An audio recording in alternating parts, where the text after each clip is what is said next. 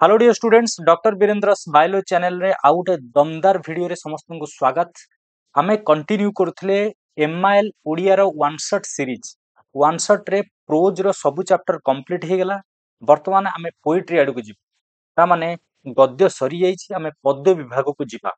जदि पूर्व वीडियो गुडा देखि नांती एई वीडियो रो डिस्क्रिप्शन बॉक्स रे पिन कमेंट माने टॉप कमेंट रे सब लिंक दे दीछि, जल्दी जाई चेक करिवो। टेलीग्राम रे जॉइन हेन टेलीग्राम जॉइन हे जाओ पीडीएफ नोट्स पाया पाई कंप्लीट मागणा रे। तो वर्तमान देरी न करी स्टार्ट करिवा आज रो वन शॉट पद्य विभाग कविता विभाग। तो वन शॉट देखि पारछो समस्ते। तो आज हुची कविता डिस्कशन करिवा तपस्विनी रो पत्र समस्तंकर रिक्वेस्ट थिला बहुत तपस्विनी रो पत्र सार डिस्कशन करंतु सबु वन बाय वन डिस्कशन करिवा। फास्ट आज हुची तपस्विनी रो पत्र सबले कवि नाम मन रखियो कवि होचंती स्वभाव कवि गंगाधर मेहर। स्वभाव कवि गंगाधर मेहर एटा लिखिचंती हमर तपस्विनी रो पत्र। तपस्विनी किए तपस्विनी होचंती मां सीता। सीता लिखिचंती चिठी पत्र लिखिचंती कहा कहा पाखकु रामचंद्र को पाखकु सेटा होची तपस्विनी रो पत्र। गोटे मिनिट रे यार शॉर्ट टा म कहि दिए शॉर्ट स्टोरी टा कोन।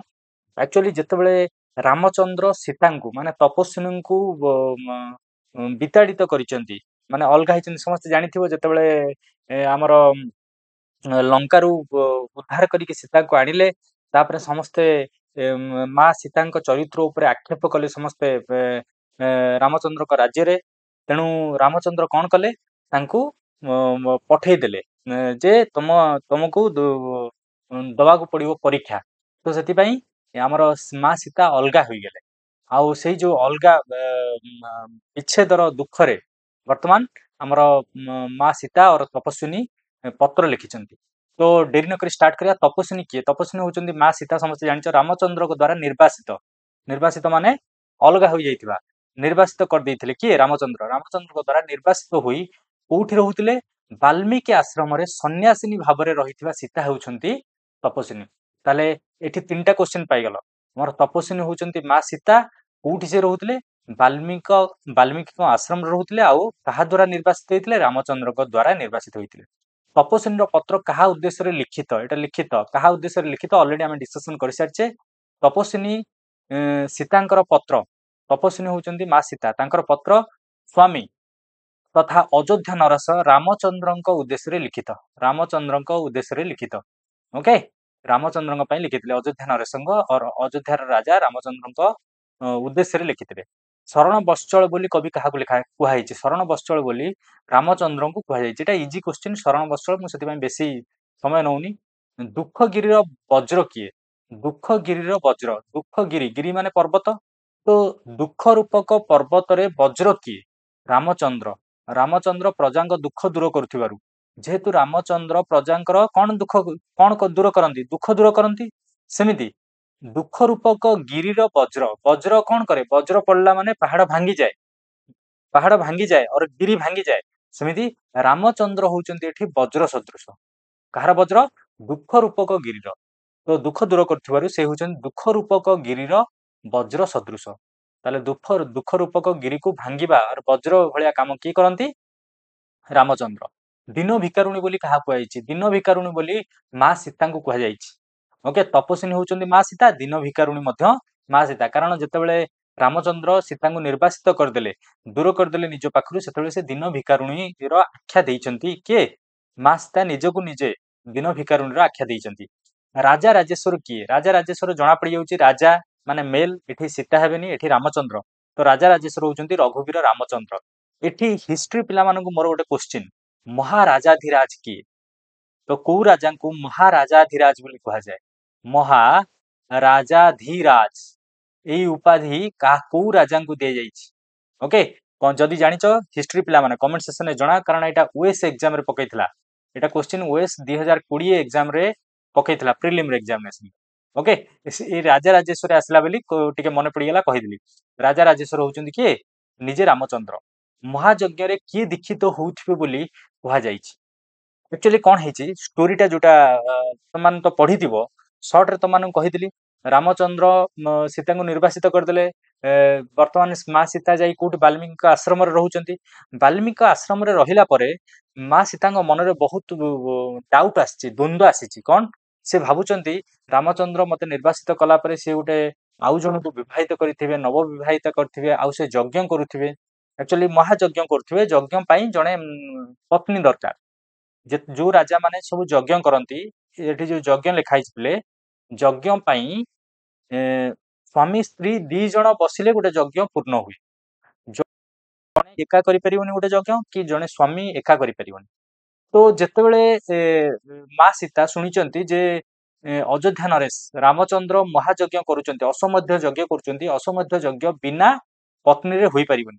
ତେଣୁ ତାଙ୍କ ମନରେ ଡାଉଟ ଆସିଛି, ମତେ ତ ନିର୍ବାସିତ କରିଦେଲେ, ତେଣୁ ରାମଚନ୍ଦ୍ର ଏବେ ଦ୍ୱିତୀୟ ନବ ବିବାହିତ ହୋଇଥିବେ, ମାନେ ଗୋଟେ ନୂଆ ପତ୍ନୀ ବରଣ କରିଥିବେ, ସେୟା ତାଙ୍କ ମନରେ ଡାଉଟ ଆସିଛି। ତ ମହାଯଜ୍ଞରେ କିଏ ଦୀକ୍ଷିତ ହୋଇଥିବେ ବୋଲି କୁହାଯାଇଛି? ମହାଯଜ୍ଞରେ ଅଯୋଧ୍ୟାର ରାଜା ରାମଚନ୍ଦ୍ର ଦୀକ୍ଷିତ ହୋଇଥିବେ ବୋଲି କୁହାଯାଇଛି। ମାନେ ଏଇ ଯୋଉ ମହାଯଜ୍ଞ, ଏଟା ଅଶ୍ୱମେଧ ଯଜ୍ଞ କିଏ କରୁଥିଲେ? ରାମଚନ୍ଦ୍ର କରୁଥିଲେ। ନବବାମା ବୋଲି କାହା କୁହାଯାଇଛି? ନବବାମା, ନବ ମାନେ ନୂଆ, ବାମା ମାନେ ହଉଛି ସ୍ତ୍ରୀ। ତ ଏଠି ତପସ୍ୱିନୀ और ମା ସୀତା ଭାବିଛନ୍ତି କଣ, ଯେ ରାମଚନ୍ଦ୍ର ଯେହେତୁ ଯଜ୍ଞ କରୁଛନ୍ତି, ଯଜ୍ଞ ବିନା ସ୍ତ୍ରୀରେ ହେଇପାରିବ ନାହିଁ ସମ୍ପନ୍ନ, ତେଣୁ ଗୋଟେ ନୂଆ ସ୍ତ୍ରୀକୁ ସେ ଗ୍ରହଣ କରିଥିବେ, ବା ନବ ବିବାହିତ ଦ୍ୱିତୀୟ ପତ୍ନୀ ଗୋଟେ ଗ୍ରହଣ କରିଥିବେ। ତ ସେଥିପାଇଁ ନବବାମା କାହା କୁହାଯାଏ? ସେଇ ଯୋଉ ନୂଆ ସ୍ତ୍ରୀ ଯାହାକୁ ରାମଚନ୍ଦ୍ର ବାହାଇଥିବେ ସେଇଟା କୁହାଯାଉଛି ନବବିବାହିତା। ତ ନବବିବାହିତା ଦ୍ୱିତୀୟ ପତ୍ନୀକୁ ନବବାମା ବୋଲି କୁହାଯାଇଛି। ନବବିବାହିତା ଦ୍ୱିତୀୟ ପତ୍ନୀକୁ ନବବାମା ବୋଲି କୁହାଯାଇଛି। ଯଜ୍ଞ କାଳରେ ମହାରାଜାଙ୍କ ବାମ ଭାଗରେ କିଏ ଶୋଭା ପାଉଥିବ ବୋଲି ସୀତା ପତ୍ରରେ ଲେଖିଛନ୍ତି। ଏବେ ତମମାନଙ୍କୁ କହିଥିଲି ପିଲେ, ସୀତାଙ୍କ ମନରେ ବର୍ତ୍ତମାନ ଦ୍ୱନ୍ଦ୍ୱ ସୃଷ୍ଟି ହେଇଛି। ସେ ସୀତାଙ୍କ ମନରେ, ଯେହେତୁ ବାଲ୍ମୀକି ଆଶ୍ରମରେ ସେ ରହିଛନ୍ତି, ସ୍ୱାମୀଙ୍କଠୁ ବର୍ତ୍ତମାନ ବିଚ୍ଛେଦରେ ଅଛନ୍ତି, ତେଣୁ ତାଙ୍କ ମନରେ ବହୁତ ଦ୍ୱନ୍ଦ୍ୱ ସୃଷ୍ଟି ହେଇଛି। ସେ ଭାବୁଛନ୍ତି ରାମଚନ୍ଦ୍ର ଯଜ୍ଞ କରୁଥିବେ, ଯଜ୍ଞ ପାଇଁ ଗୋଟେ ସ୍ତ୍ରୀ ଦରକାର, ତେଣୁ ସେ ଆଉ ଥରେ ବିବାହିତ ହୋଇ ତାଙ୍କ ବାମ ପାଖରେ ସେଇ ନବବିବାହିତା ବା ନବବାମାକୁ ବସେଇକି ଯଜ୍ଞ କାର୍ଯ୍ୟ ସମ୍ପନ୍ନ କରୁଥିବେ। ଏଇଟା ମନେ ରଖିବ। ତ ଏଠି 2ଟା କ୍ୱେଶ୍ଚିନ୍ ପିଲେ ମନେ ରଖିବ। ଯଜ୍ଞ କାଳରେ ମହାରାଜାଙ୍କ କୋଉ ପଟରେ ବସନ୍ତି ସ୍ତ୍ରୀ ମାନେ? ବାମ ପଟେ। ବାମ ପଟେ ସ୍ୱାମୀର ବାମ ପଟେ ବସନ୍ତି କିଏ? ସ୍ତ୍ରୀ। ଆଉ ସେ ବାମ ଭାଗରେ କିଏ ବସୁଥିବ? ସୀତା ଭାବିଛନ୍ତି କିଏ ବସୁଥିବ ସେଠି? ନବବାମା। କିଏ ଶୋଭା ପାଉଥିବ ବୋଲି ସୀତା ପତ୍ରରେ ଲେଖିଛନ୍ତି। ଯଜ୍ଞ କାଳରେ ମହାରାଜାଙ୍କ ବାମ ଭାଗରେ ନବବାମା, ଇଜିଲି ମନେ ରଖିଦବ, ନବବାମା ମାନେ ନୂଆ ସ୍ତ୍ରୀ ବାମ ଭାଗରେ ଥିବ, ଶୋଭା ପାଉଥିବ ବୋଲି ସୀତା ପତ୍ରରେ ଲେଖିଛନ୍ତି। କାରଣ ତାଙ୍କ ମନରେ ଏଇ ସନ୍ଦେହଟା ସୃଷ୍ଟି ହେଇଛି। କିଏ ମୁଗ୍ଧ ହଉଥିବ ବୋଲି ସୀତା ଭାବିଛନ୍ତି? ସେଇ ନବବାମା। ନବବାମା ମୁଗ୍ଧ ହଉଥିବ, କାରଣ ସୀତା ବର୍ତ୍ତମାନ ବିଚ୍ଛେଦରେ ଅଛନ୍ତି, ନିର୍ବାସିତ ହେଇଛନ୍ତି ରାମଙ୍କ ଦ୍ୱାରା। ତେଣୁ ସେ ଯାହାକୁ ବିବାହିତ କଲେ, ରାମଚନ୍ଦ୍ର ଦ୍ୱିତୀୟ ପତ୍ନୀ ଭାବେ ଯାହାକୁ ଗ୍ରହଣ କଲେ, ସିଏ ମୁଗ୍ଧ ହଉଥିବ ବୋଲି ସୀତା ଭାବିଛନ୍ତି। ତ ସୀତାଙ୍କ ପରେ ରାମଚନ୍ଦ୍ର ଯେଉଁ ନୂଆ ରାଜକନ୍ୟାକୁ ବିବାହ କରିଛନ୍ତି, ଯେଉଁ ନୂଆ ରାଜକନ୍ୟା ବା ନୂଆ କନ୍ୟାକୁ ନବବାମାକୁ ବିବାହିତ କରିଛନ୍ତି, ସେ ମୁଗ୍ଧ ହେବ ବୋଲି ସୀତା ଭାବିଛନ୍ତି। କାରଣ ମୁଁ ତ ଦିନ ଭିକାରୁଣୀ, ତେଣୁ ଯେ ନୂଆ ବାହା ହେଇଛି ସେ କେତେ ପୁଣ୍ୟ କରିଛି ଯେ ରାମଚନ୍ଦ୍ରଙ୍କ ଭଳି ଗୋଟେ ବ୍ୟକ୍ତିତ୍ୱ, ରାମଚନ୍ଦ୍ରଙ୍କ ଭଳି ରାଜାକୁ ସେ ସ୍ୱାମୀ ରୂପେ ପାଇଲା, ତେଣୁ ସେ ନିଶ୍ଚିତ ମୁଗ୍ଧ ହବ, ମାନେ ନୂଆ ନବବାମା ମୁଗ୍ଧ ହବ। ଦାନବାରିଶ ବୋଲି କାହାକୁ କୁହାଯାଇଛି? ଦାନବାରିଶ ବୋଲି ସୀତା କାହାକୁ ସମ୍ବୋଧନ କରିଛନ୍ତି?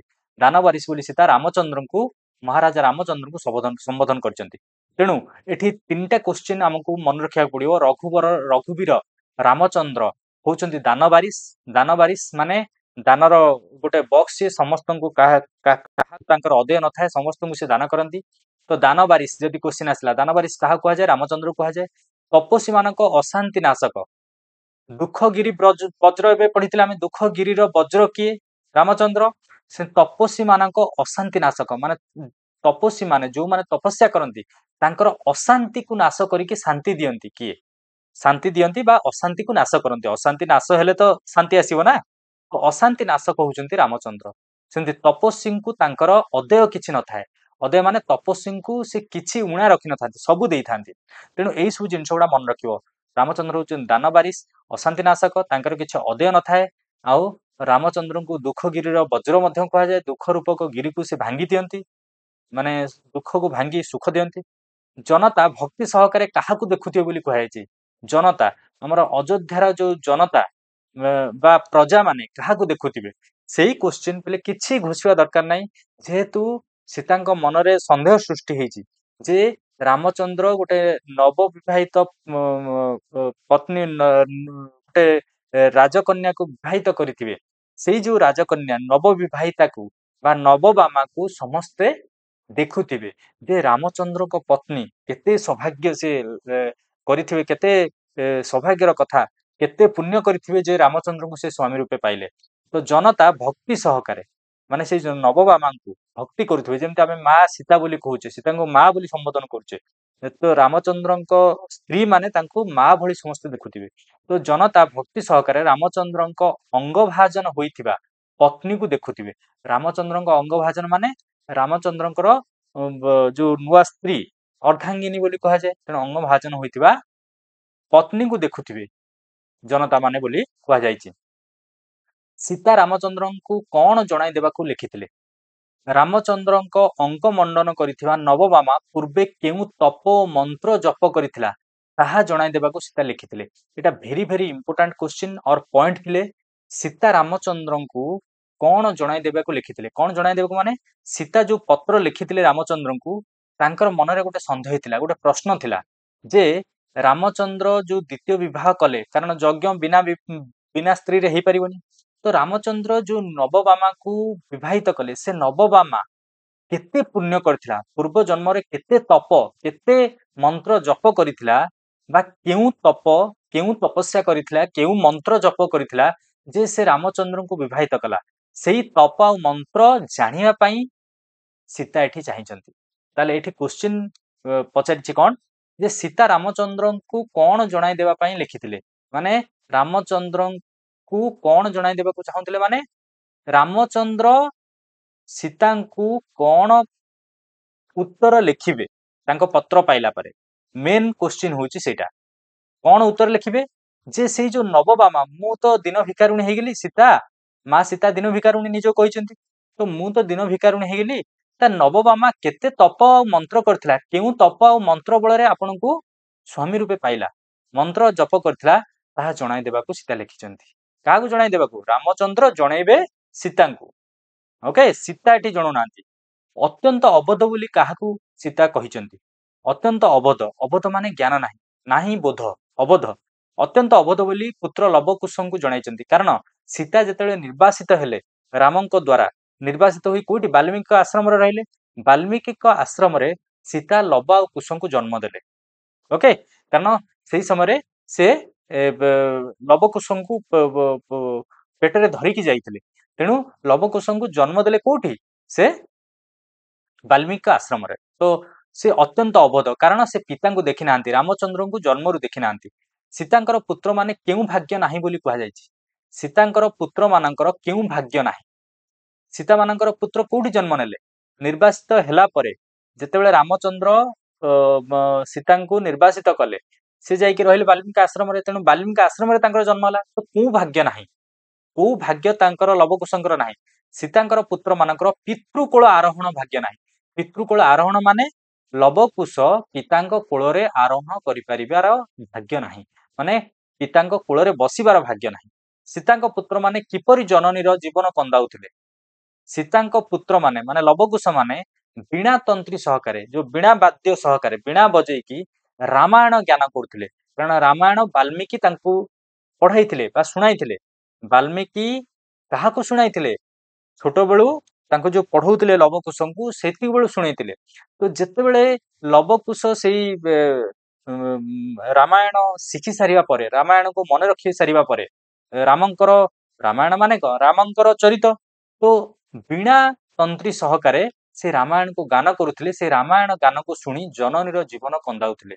ମାନେ ଜନନୀ ମାନେ ସୀତାଙ୍କର ଜୀବନ କନ୍ଦାଉଥିଲେ। ଜୀବନ କନ୍ଦାଉଥିଲେ ମାନେ ସୀତା ଯେତେବେଳେ ସେ ରାମାୟଣ ଶୁଣୁଥିଲେ, କାରଣ ରାମାୟଣରେ ରାମଙ୍କର ଦୁଃଖଠୁ ଆରମ୍ଭ କରିକି ପୁରା ଦୁଃଖ ଜୀବନ, ତ ରାମଙ୍କର ଜୀବନ ତ ଦୁଃଖ କହିଲେ 14 ବର୍ଷ ବନବାସ, ମାନେ ରାଜା ହବା ସମୟରେ ସେ ବନବାସ ହେଲେ, ସ୍ତ୍ରୀଙ୍କୁ ରାବଣ ଛଡେଇ ନେଲା, ସ୍ତ୍ରୀ ମଧ୍ୟ ପାଖରେ ରହିଲେନି, ତ ସାରା ଜୀବନ ଜଙ୍ଗଲରେ କଟିଲା। ଏଇ ଯୋଉ ଦୁଃଖ ଭରା ଷ୍ଟୋରି, ଦୁଃଖ ଭରା ରାମାୟଣ ଶୁଣି ବର୍ତ୍ତମାନ ଜନନୀର ହୃଦୟ କନ୍ଦାଉଥିଲେ। ତାହେଲେ ସୀତାଙ୍କର ପୁତ୍ର ଲବକୁଶଙ୍କ ଉପରୁ କଣ କଣ କ୍ୱେଶ୍ଚିନ୍ ଆସିବ? ସେମାନେ ଅତ୍ୟନ୍ତ ଅବୋଧ, ଏଇଟା ଗୋଟେ କ୍ୱେଶ୍ଚିନ୍ ଆସିବ। ତାଙ୍କର ପିତୃକୂଳ ଆରୋହଣର ଭାଗ୍ୟ ନାହିଁ, ଲବକୁଶ ଜନ୍ମ ନେଲେ କୋଉଠି? ଆମର ବାଲ୍ମୀକି ଆଶ୍ରମରେ, ତେଣୁ ତାଙ୍କ ପିତୃକୂଳ ଆରୋହଣର ଭାଗ୍ୟ ନାହିଁ। ପିତୃ ଅନୁରାଗ ମଧ୍ୟ ଜାଣନ୍ତି ନାହିଁ। ପିତୃ ଅନୁରାଗ ମାନେ ଯୋଉ ପିତାଙ୍କର କହିବା ପିତାଙ୍କର କଣ ସ୍ନେହ ସ୍ନେହ ଜାଣନ୍ତି ନାହିଁ। ସ୍ନେହ ପିତାମାତାଙ୍କ ଠାରୁ ଯୋଉ ସ୍ନେହ ପାଆନ୍ତି ସେଇ ସ୍ନେହଟା ଜାଣନ୍ତି ନାହିଁ।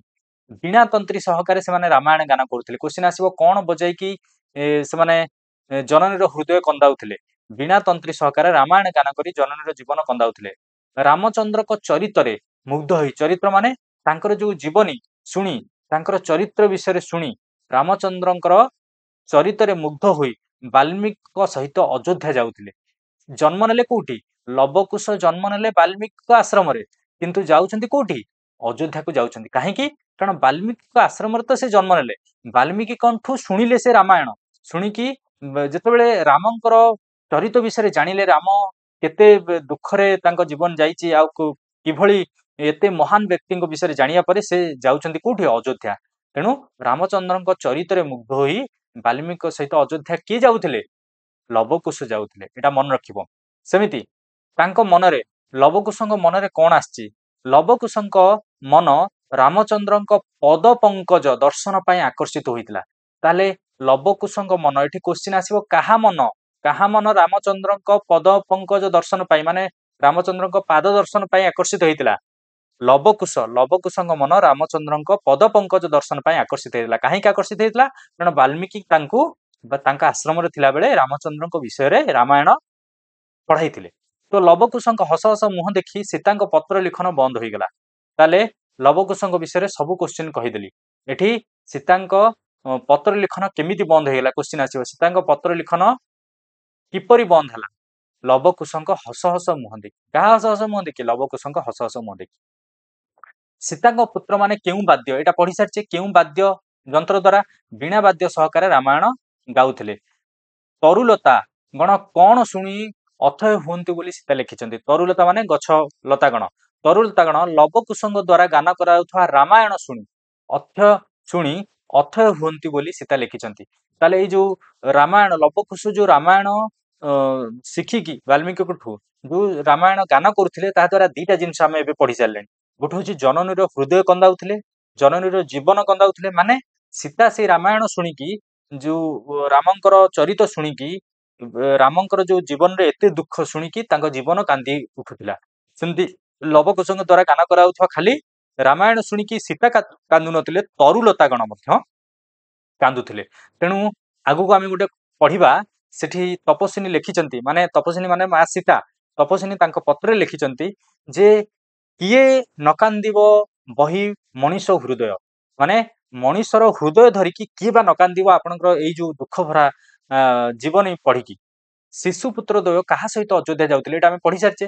ଶିଶୁପୁତ୍ର ମାନେ ଲବକୁଶ ବାଲ୍ମୀକିଙ୍କ ସହିତ ଅଯୋଧ୍ୟା ଯାଉଥିଲେ। ବାଲ୍ମୀକି ଆଶ୍ରମରୁ ଅଯୋଧ୍ୟା ଯାଉଥିଲେ ମାନେ ବାଲ୍ମୀକିଙ୍କ ଦ୍ଵାରା, ଯେତେବେଳେ ବାଲ୍ମୀକି ଆଶ୍ରମରେ ସେ ଜନ୍ମ ନେଇଥିଲେ, କିନ୍ତୁ ଯେତେବେଳେ ରାମଙ୍କ ବିଷୟରେ ସେ ଜାଣିଲେ, ରାମଙ୍କୁ ଦେଖିବା ପାଇଁ ପଦ ପଙ୍କଜ ମାନେ ରାମଙ୍କର ପାଦ ଦର୍ଶନ ପାଇଁ ସେ ଅଯୋଧ୍ୟା ଯାଉଥିଲେ। କେଉଁଥିରେ ମୁଗ୍ଧ ହୋଇ ସୀତାଙ୍କ ଶିଶୁପୁତ୍ର ଦ୍ୱୟ ମହର୍ଷିଙ୍କ ସହିତ ଯାଉଥିଲେ? ଏଇଟା ଆମେ ପଢି ସାରିଛେ। ରାମଚନ୍ଦ୍ରଙ୍କ ଚରିତରେ ମୁଗ୍ଧ ହୋଇ ସୀତାଙ୍କ ଶିଶୁପୁତ୍ର ଦ୍ୱୟ ମହର୍ଷିଙ୍କ ସହିତ ଯାଉଥିଲେ। ତାହେଲେ ରାମଚନ୍ଦ୍ରଙ୍କ ଚରିତରେ ମୁଗ୍ଧ ହୋଇ, କୋଉଥିରେ ମୁଗ୍ଧ ହୋଇ ଲବକୁଶ ଯାଉଥିଲେ? ରାମଚନ୍ଦ୍ରଙ୍କ ଚରିତରେ ମୁଗ୍ଧ ହୋଇ। ସୀତାଙ୍କ ଶିଶୁପୁତ୍ର ଦ୍ୱୟ ମନ କଣ ପାଇଁ ଆକର୍ଷିତ ହୋଇଥିଲା? ଏଇଟା ଆମେ ପଢି ସାରିଛେ। ରାମଚନ୍ଦ୍ରଙ୍କ ପଦ ପଙ୍କଜ ଦର୍ଶନ ପାଇଁ ଆକର୍ଷିତ ହେଇଥିଲା। ରାମଚନ୍ଦ୍ରଙ୍କ ପାଦ ଦର୍ଶନ ପାଇଁ ଲବକୁଶଙ୍କ ମନ ଆକର୍ଷିତ ହେଇଥିଲା, ବା ସୀତାଙ୍କ ଶିଶୁପୁତ୍ର ଦ୍ୱୟଙ୍କର ମନ ଆକର୍ଷିତ ହେଇଥିଲା। ସୀତାଙ୍କ ହୃଦୟ କେଉଁଥିରେ ହାଣି ହେଉଥିଲା? ରାମଚନ୍ଦ୍ରଙ୍କ ଅତୀତର ଦୁଃଖ କାହାଣୀ ଶୁଣି, ମୁଁ ଏବେ ପଢିଲେ ପିଲେ କହିଲି, ରାମଚନ୍ଦ୍ରଙ୍କ ଜୀବନ ଦୁଃଖ ହିଁ ଭରା। ଜୀବନ ସବୁ ଜଙ୍ଗଲରେ ତାଙ୍କର କଟିଛି। ରାଜା ହେବାକୁ ଯାଉଥିଲେ, ସେ ବନବାସକୁ ଗଲେ। ତେଣୁ ଅତୀତର ଦୁଃଖ କାହାଣୀ ଶୁଣି ସୀତାଙ୍କ ହୃଦୟ ହାଣି ହେଇଯାଉଥିଲା, ବା ସୀତାଙ୍କ ହୃଦୟ କାନ୍ଦୁଥିଲା। ବୈଦେହୀରେ ସମୃତି କିପରି ମନେ ପଡିବ ବୋଲି ସୀତା ଲେଖିଛନ୍ତି। ଲବକୁଶଙ୍କ ଦ୍ଵାରା ରାମାୟଣ ଗାନ ଶ୍ରବଣ ପରେ ବୈଦେହୀର ସମୃତି ମନେ ପଡିବ ବୋଲି ସୀତା ଲେଖିଛନ୍ତି। ଲବକୁଶଙ୍କ ଦ୍ଵାରା ରାମାୟଣ ଗାନ ଶ୍ରବଣ ପରେ, ମାନେ ଶ୍ରବଣ ମାନେ ଶୁଣିଲା ପରେ, ଲବକୁଶ କୋଉଠିକି ଗଲେ? ଲବକୁଶ ବର୍ତ୍ତମାନ ବାଲ୍ମୀକିଙ୍କ ଆଶ୍ରମରୁ ପଳେଇଲେ କୋଉଠିକି? ଅଯୋଧ୍ୟା। ଅଯୋଧ୍ୟା କାହିଁକି ସେ ଯାଇଛନ୍ତି? ରାମଚନ୍ଦ୍ରଙ୍କୁ ଦର୍ଶନ ପାଇଁ। ରାମଚନ୍ଦ୍ରଙ୍କ କଣ ଦର୍ଶନ ପାଇଁ? ପଦ ପଙ୍କଜ ମାନେ ପାଦ ଦର୍ଶନ ପାଇଁ। ଯେତେବେଳେ ସେମାନେ ଲବକୁଶ ଯାଇକି ପହଞ୍ଚିଯିବେ, ଓକେ କେଏଲ ମନେ ରଖିଦବ, କେଏଲ ରାହୁଲ, ଓକେ କୁଶଲ ଓକେ।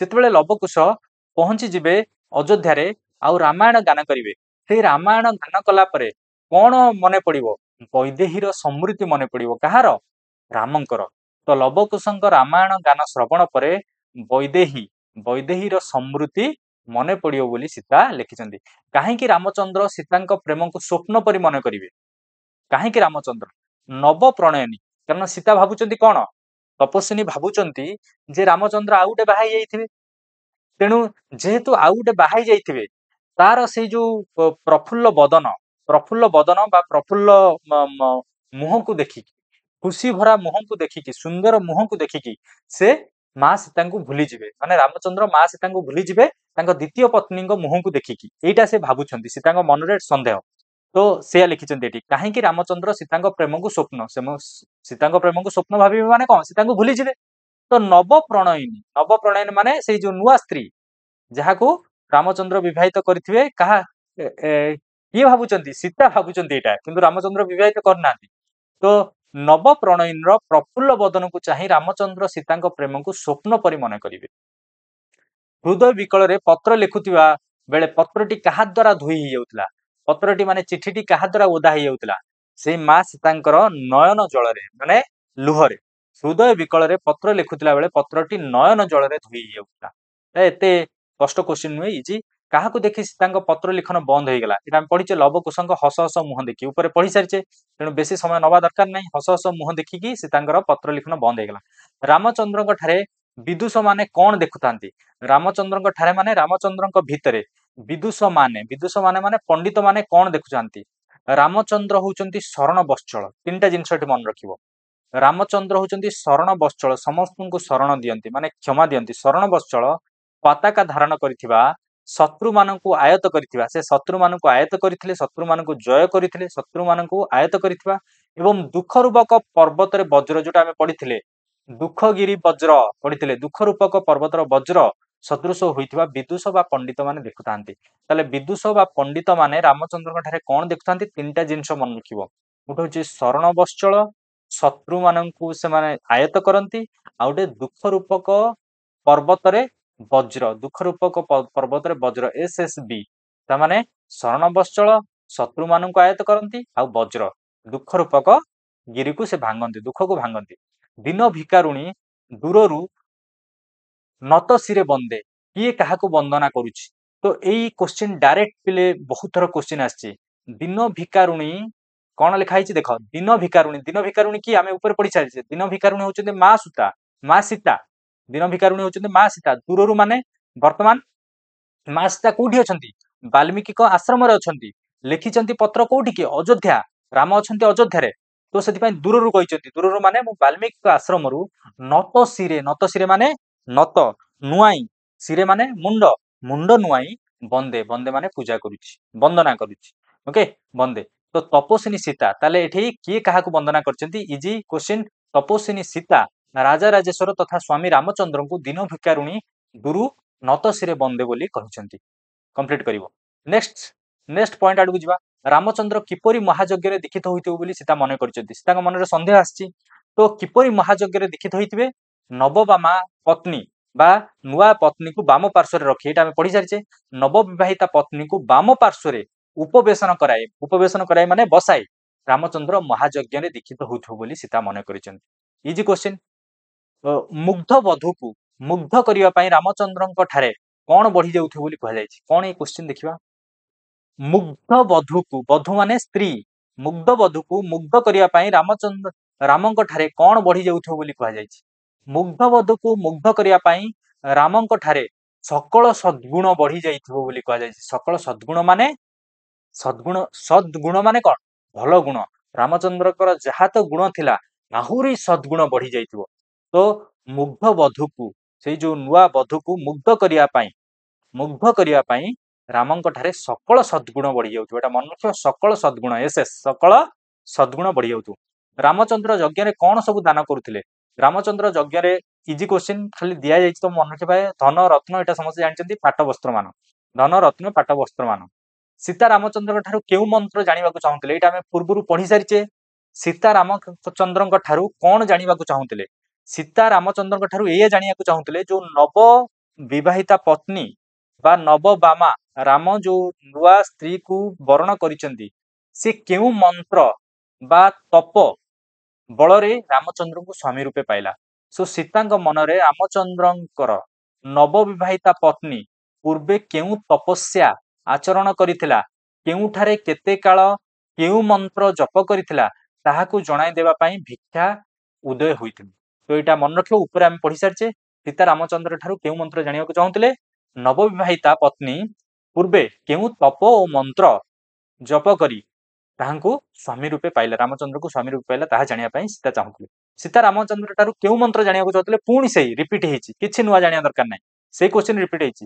ସୀତା ରାମଚନ୍ଦ୍ର ଠାରୁ ନବବିବାହିତା ପତ୍ନୀ କେଉଁ ମନ୍ତ୍ର ଜପ କରି ତାଙ୍କୁ ସ୍ୱାମୀ ରୂପେ ପାଇଲା ସେଇ ମନ୍ତ୍ର ଜାଣିବାକୁ ଚାହୁଁଥିଲେ ବା ସେଇ ତପ ଜାଣିବା ପାଇଁ ଚାହୁଁଥିଲେ। କଣ ଜାଣିବା ପାଇଁ ଚାହୁଁଥିଲେ, ମନ୍ତ୍ର ଆଉ ତପ ବଳରେ ନବବିବାହିତା କିପରି ରାମଙ୍କୁ ସ୍ୱାମୀ ରୂପେ ପାଇଲା ସେଇଟା ଜାଣିବା ପାଇଁ ଚାହୁଁଥିଲେ। କଣ ପାଇଲେ, ସୀତା 100 ଅଶ୍ୱମେଧ ଯଜ୍ଞର ଧନ ପାଇଯିବେ ବୋଲି କହିଛନ୍ତି। ସୀତା ସେଇ ମନ୍ତ୍ର ଆଉ ତପ ମାନେ ରିପିଟ ହେଇଛି କେତେଥର ଦେଖ ପିଲେ, ରିପିଟ କରିବି ବୋଲି ଗୋଟେ ଜାଗାରେ ମୁଁ କ୍ୱେଶ୍ଚିନ୍ ଦେଇ ଦେଇଛି, ତିନିଟା ଯାକ କ୍ୱେଶ୍ଚିନ୍। ରାମଚନ୍ଦ୍ରଙ୍କ ନବବଧୂ ମାନେ ନୂଆ ସ୍ତ୍ରୀ କେଉଁ ମନ୍ତ୍ର କେତେ କାଳ ଜପ କରି କେଉଁ ମନ୍ତ୍ର ଜପ କରି ରାମଚନ୍ଦ୍ରଙ୍କୁ ସ୍ୱାମୀ ରୂପରେ ପାଇଲା, ସେହି ମନ୍ତ୍ର ପାଇଲେ ସୀତା 100 ଅଶ୍ୱମେଧ ଯଜ୍ଞର ଧନ ପାଇଯିବେ ବୋଲି କହିଛନ୍ତି। ତାମାନେ ସୀତା କଣ ସେଇ ମନ୍ତ୍ର ଜାଣିବା ପାଇଁ ଚାହୁଁଛନ୍ତି, ଯଦି ସେଇ ମନ୍ତ୍ର ଜାଣିଦେଲେ ତାହେଲେ ତାଙ୍କୁ 100 ଅଶ୍ୱମେଧ ଯଜ୍ଞର ଧନ ପ୍ରାପ୍ତି ହେଲା ଭଳି ଲାଗିବ। ଓକେ, ଧନ ପ୍ରାପ୍ତି ହେଲା ଭଳି ଲାଗିବ। ନ ଜାଣନ୍ତି ଜନ୍ମ କାଳୁ ପିତୃ ଅନୁରାଗ କାହା ପ୍ରସଙ୍ଗରେ କୁହାଯାଇଛି, ଏଇଟା ଆମେ ଉପରେ ପଢି ସାରିଛେ।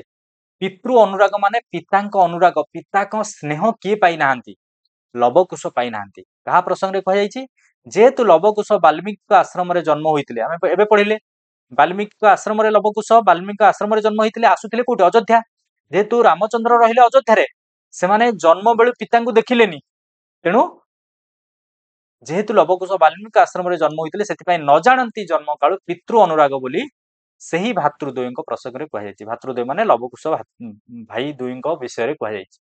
କିଏ ନ କାନ୍ଦିବ ବହି ମାନବ ହୃଦୟ, ଉପରେ କହିଥିଲି ପିଲେ, କିଏ ନ କାନ୍ଦିବ, ରାମଚନ୍ଦ୍ରଙ୍କର ଯୋଉ ଦୁଃଖ ଜୀବନ, ତାଙ୍କ ଜୀବନ ବନବାସରେ ହିଁ କଟିଲା, ତାଙ୍କର ସ୍ତ୍ରୀ ପାଖରେ ରହିଲାନି, କିଛି ରହିଲାନି, ଜୀବନ ଦୁଃଖରେ କଟିଲା। ସେଇ ଦୁଃଖ ଜିନିଷ ଶୁଣିଲେ, ସେଇ ଦୁଃଖ ଗୁଡା ଶୁଣିଲେ କିଏ ବା ନ କାନ୍ଦିବ, ମଣିଷ ହୋଇଥିଲେ ନିଶ୍ଚିତ କାନ୍ଦିବ, ସେଇଆ ଏଠି କୁହାଯାଇଛି। ସୀତାଙ୍କ ବାଳକ ପୁତ୍ରଙ୍କର ବୀଣା ତନ୍ତ୍ରୀ ସହିତ ରାମାୟଣ ଗାନ ଶୁଣିବା ପରେ, ଯୋଉ ଲବକୁଶ ରାମାୟଣ ଗାନ କରୁଥିଲେ, ଶୁଣିବା ପରେ ନିଶ୍ଚିତ ସମସ୍ତେ କାନ୍ଦି ପକାଇବ ବୋଲି କିଏ ନ କାନ୍ଦିବ ଶୁଣି ମାନବ ହୃଦୟ ବୋଲି କୁହାଯାଇଛି। ମାନେ ସୀତାଙ୍କ ବାଳକ ପୁତ୍ରଙ୍କର ଲବକୁଶଙ୍କର ବୀଣା ତନ୍ତ୍ରୀ ସହିତ ରାମାୟଣ ଗାନ ଶୁଣିବା ପରେ, ରାମଙ୍କର ଦୁଃଖ ଜୀବନୀ ଶୁଣିବା ପରେ କିଏ ନ କାନ୍ଦିବ ଶୁଣି ମାନବ ହୃଦୟ ବୋଲି କୁହାଯାଇଛି। ବହି ମାନବ ହୃଦୟ। କେଉଁମାନେ କିପରି ଜନନୀର ହୃଦୟ କନ୍ଦାଉଥିଲେ, ଏଇଟା ଆମେ ପଢି ସାରିଛେ। ଲବକୁଶ ବୀଣା ତନ୍ତ୍ରୀ ସହକାରେ ରାମାୟଣ ଗାନ କରି ଜନନୀର ହୃଦୟ କନ୍ଦାଉଥିଲେ, ସେ ରାମାୟଣ ଶୁଣିବା ଦ୍ୱାରା ମା ସୀତା କାନ୍ଦୁଥିଲେ। ସୀତାଙ୍କ ପୁତ୍ରମାନେ କିପରି ରାମାୟଣ ଗାନ କରୁଥିଲେ ବୀଣା ତନ୍ତ୍ରୀ ସହକାରେ, ଏଇଟା ଆମେ ପଢି ସାରିଛେ।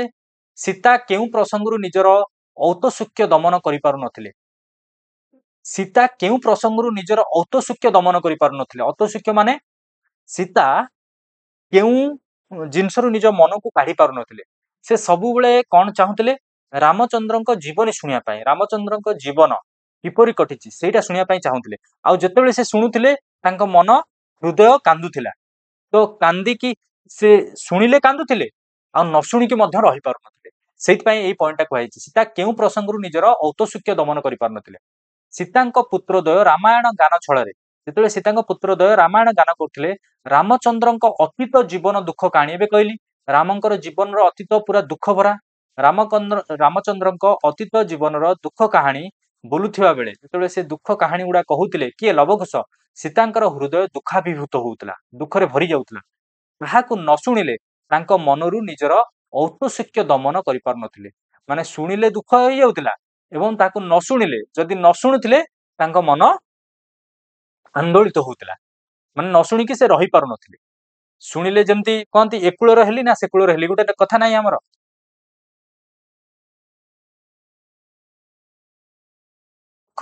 ଯଦି ନ ଶୁଣିଲି ଆହୁରି ମନରେ ମାନେ ଶୁଣିବାର ଇଚ୍ଛା।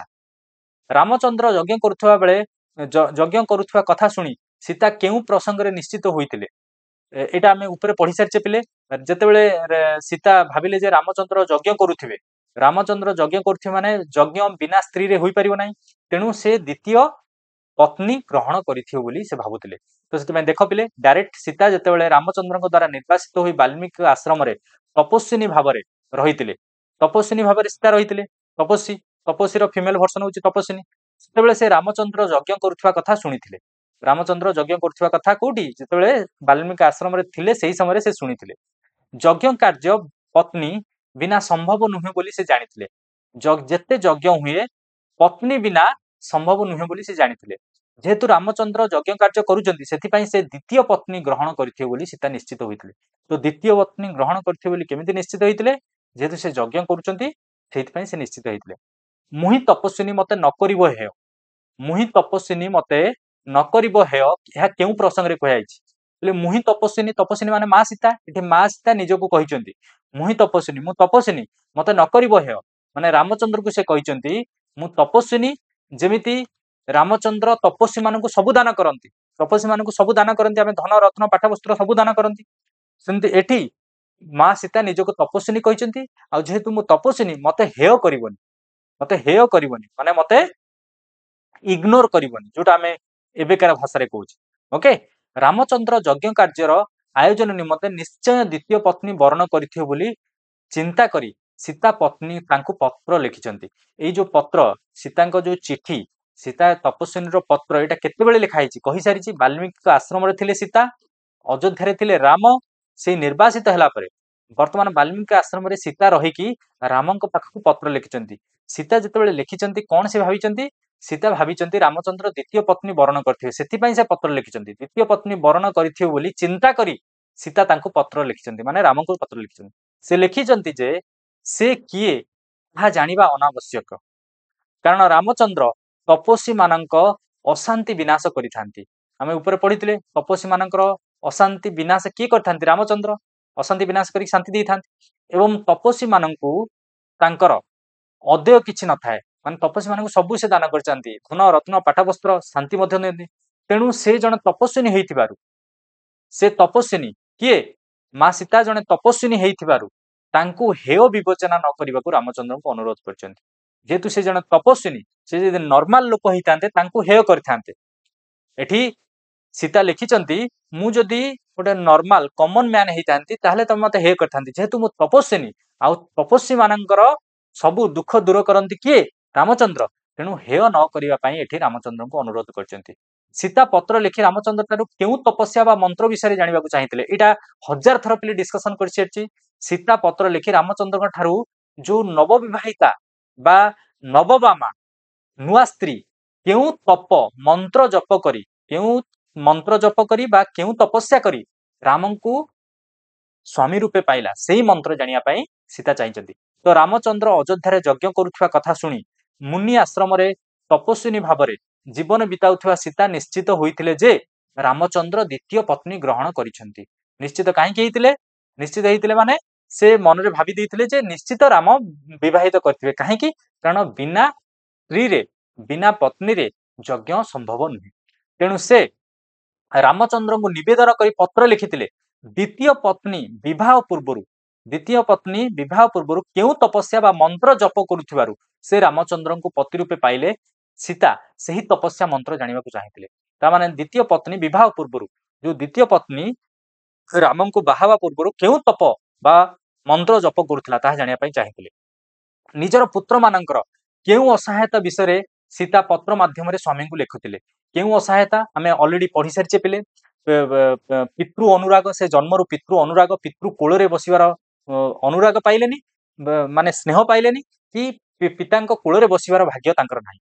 ତ ତପସ୍ୱିନୀ ଭାବରେ ରହିଥିବା ସୀତା, ତପସ୍ୱିନୀ ଭାବରେ କୋଉଠି ଥିଲେ ସେ? ବାଲ୍ମୀକି ଆଶ୍ରମରେ ଆମେ ପଢି ସାରିଛେ।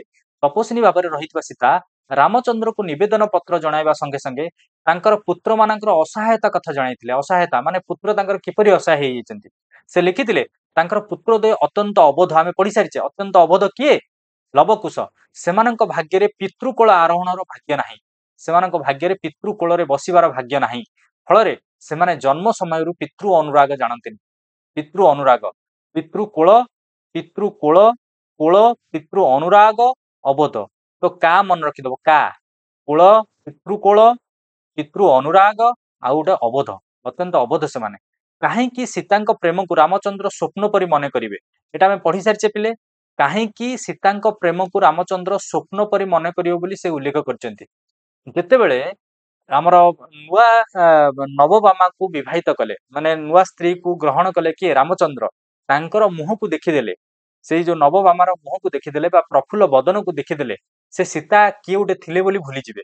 ସେୟା ସୀତା ଭାବିଛନ୍ତି ଆମେ ଭାବୁନି ସୀତା ଭାବିଛନ୍ତି କି ଅଭିମାନ ଭରା ଏଠି ଅଭିମାନ ଭରା ମାନେ ଅଭିମାନର ଦୃଶ୍ୟ ଜଣା ପଡୁଛି ଆମର କବିଙ୍କ ଲେଖାରୁ ଅଭିମାନ ଭରା ମାନସିକତା ପ୍ରକାଶ କରି ସୀତା ଏଠି କିପରି ମାନସିକତା ପ୍ରକାଶ କରିଛନ୍ତି ଅଭିମାନ ଭରା ମାନସିକତା ପ୍ରକାଶ କରି ସୀତା ନିବେଦନ ପତ୍ରରେ ଲେଖିଛନ୍ତି ପୁତ୍ରଙ୍କ ଠାରୁ ରାମାୟଣ ଶୁଣିଲା ପରେ କାହାଠାରୁ ରାମାୟଣ ଶୁଣିଲା ପରେ ଆରେ ବାଲ୍ମୀକିଙ୍କ ଆଶ୍ରମରୁ ଅଯୋଧ୍ୟାକୁ କିଏ ଯାଇଛନ୍ତି ବାଲ୍ମୀକିଙ୍କ ଆଶ୍ରମରେ ସୀତା ଥିଲେ ଲବକୁଶ ଜନ୍ମ ଗ୍ରହଣ କରିଥିଲେ ରାମ ଥିଲେ କୋଉଠି ଅଯୋଧ୍ୟାରେ ବର୍ତ୍ତମାନ ଲବକୁଶ ବାଲ୍ମୀକିଙ୍କ ଦ୍ଵାରା ବାଲ୍ମୀକିଙ୍କ ସହିତ ଗଲେ କୋଉଠିକି ଅଯୋଧ୍ୟାକୁ ରାମଙ୍କର ପଦ ପଙ୍କଜ ଦର୍ଶନ କରିବା ପାଇଁ ସେ କଣ ଗଲେ ଖାଲି ଦର୍ଶନ କରିବା ପାଇଁ ଲବକୁଶ ଯୋଉ ରାମାୟଣ ଶୁଣିଛନ୍ତି ସେ ରାମାୟଣଟା ଯାଇ ଗାନ କରିବେ ରାମଙ୍କ ପାଖରେ ଯେତେବେଳେ ରାମ ସେଟା ଶୁଣିବେ ଲବକୁଶଙ୍କ ରାମାୟଣ ଲବକୁଶଙ୍କ ଦ୍ଵାରା ରାମାୟଣ ଶୁଣିବେ ସେତେବେଳେ ସୀତାଙ୍କ କଥା ମନେ ପଡିବ କାରଣ ଲବକୁଶ କିଏ ସୀତାଙ୍କ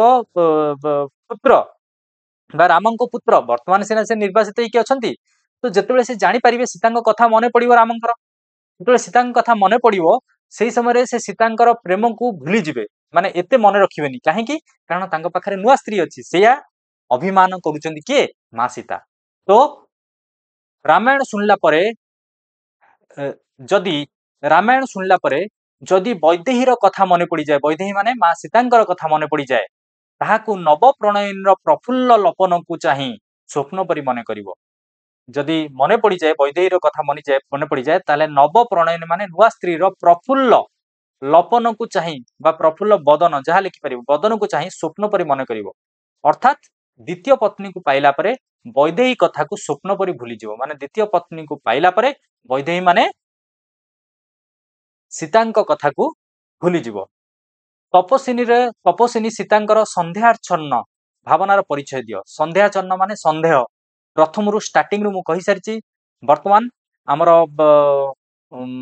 ମା ସୀତାଙ୍କ ମନରେ ସନ୍ଦେହ ସୃଷ୍ଟି ହେଇଛି କାହିଁକି କାରଣ ସେ ବାଲ୍ମୀକିଙ୍କ ଆଶ୍ରମରେ ରହୁଛନ୍ତି ରାମଙ୍କଠୁ ଦୂରରେ ରହୁଛନ୍ତି ତେଣୁ ତାଙ୍କ ମନରେ ସନ୍ଦେହ ସୃଷ୍ଟି ହେଇଛି ତ ସେଇ ସନ୍ଧ୍ୟାଚ୍ଛନ୍ନ ଭାବନାର ପରିଚୟ ଦିଅ ମୁନି ଆଶ୍ରମରେ ମାନେ ବାଲ୍ମୀକିଙ୍କ ଆଶ୍ରମରେ ଥିବା ସମୟରେ ତପସ୍ୱିନୀ ସୀତା ଶୁଣିବାକୁ ପାଇଛନ୍ତି ଅଯୋଧ୍ୟାରେ ସ୍ୱାମୀ ରାମଚନ୍ଦ୍ର ଅଶ୍ୱମେଧ ଯଜ୍ଞ କରାଉଛନ୍ତି କି ଯଜ୍ଞ ଅଶ୍ୱମେଧ ଏଇଟା ମନେ ରଖିବ ତାହେଲେ ସୀତା ଯେତେବେଳେ ବାଲ୍ମୀକି ଆଶ୍ରମରେ ଥିଲେ ସେତେବେଳେ ଶୁଣିବାକୁ ପାଇଲେ ଯେ ପ୍ରଭୁ ରାମଚନ୍ଦ୍ର ଅଶ୍ୱମେଧ ଯଜ୍ଞ କରାଉଛନ୍ତି ଯଜ୍ଞ କାର୍ଯ୍ୟ ପତ୍ନୀ ବିନା ହୋଇପାରିବ ନାହିଁ ସେଥିପାଇଁ ଲେଖା ହେଇଛି ଏଠି ଗୋଟେ ପଏଣ୍ଟ ଯଜ୍ଞ କାର୍ଯ୍ୟରେ ପତ୍ନୀର ଆବଶ୍ୟକତା ରହିଛି ଯଜ୍ଞ କାର୍ଯ୍ୟରେ ପତ୍ନୀର ଆବଶ୍ୟକତା ରହିଛି ମାନେ ବିନା ପତ୍ନୀରେ ଯଜ୍ଞ ହୋଇପାରିବ ନାହିଁ ଯୋଉଟା ପ୍ରଥମରୁ ମୁଁ କହି ଆସିଛି ତୁମମାନଙ୍କୁ ଯେହେତୁ ତାଙ୍କ ନିକଟରେ ସେ ଉପସ୍ଥିତ ନାହାନ୍ତି ଯେହେତୁ ତାଙ୍କ ନିକଟରେ ମାନେ ରାମଙ୍କ ନିକଟରେ ସେ ଉପସ୍ଥିତ ନାହାନ୍ତି କିଏ ମା ସୀତା ଉପସ୍ଥିତ ନାହାନ୍ତି ତେଣୁ ସ୍ୱାମୀ ତାଙ୍କର ଦ୍ୱିତୀୟ ପତ୍ନୀ ଗ୍ରହଣ କରିଛନ୍ତି ବୋଲି ତାଙ୍କ ମନରେ ସନ୍ଦେହ ସୃଷ୍ଟି ହୋଇଛି ତ ଏଇଟା ସନ୍ଦେହ ସୃଷ୍ଟି ହେଇଛି ଯେ